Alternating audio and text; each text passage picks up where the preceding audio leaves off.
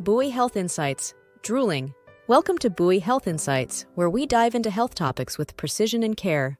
Today, we're exploring what seems to be a rather simple issue, but can be a complex one, drooling. Before we jump in, remember to like and subscribe to stay updated with more insightful health content.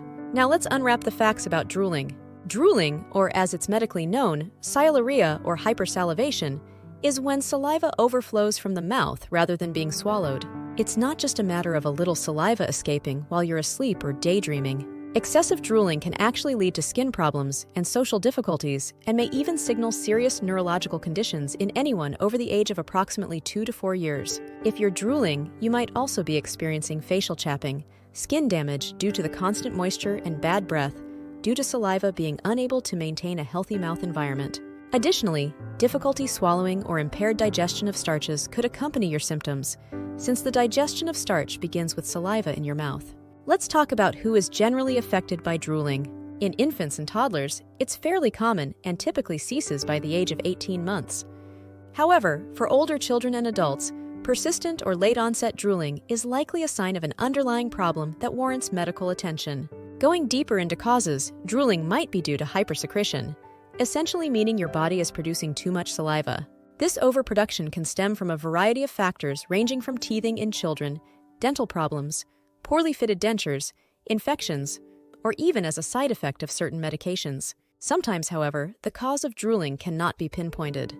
Less common causes include alcoholism, drug abuse, or any malformation or damage to your jaw, preventing it from closing properly. In some cases, drooling is a manifestation of other health issues that result in difficulties swallowing, loss of oral and facial muscle control, or the inability to sit upright. This could be due to neurological disorders such as cerebral palsy, Parkinson's disease, or following a stroke. Speaking of strokes, a transient ischemic attack known as TIA or mini-stroke is a condition where blood flow in the brain is blocked temporarily. This can cause transient symptoms like weakness or numbness on one side of your face or body, slurred speech, and severe headache. It's crucial that a TIA is treated promptly, as it can be a precursor to a more damaging stroke.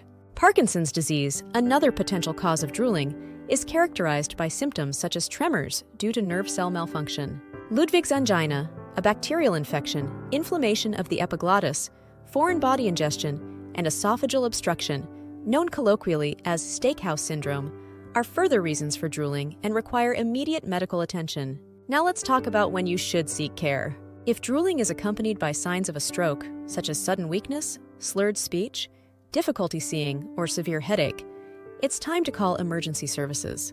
Likewise, difficulty breathing, high fever, or swallowing difficulties could be a sign of serious infections like Ludwig's angina or epiglottitis and are emergencies. For milder symptoms, a visit to your healthcare provider may be necessary if drooling is chronic and affects your quality of life by causing skin breakage or social embarrassment.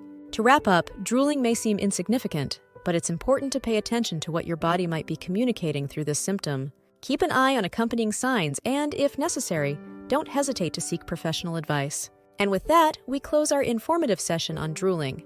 Don't forget to hit that like button and subscribe for more Buoy Health Insights. Stay informed, stay healthy, and I'll see you in our next video.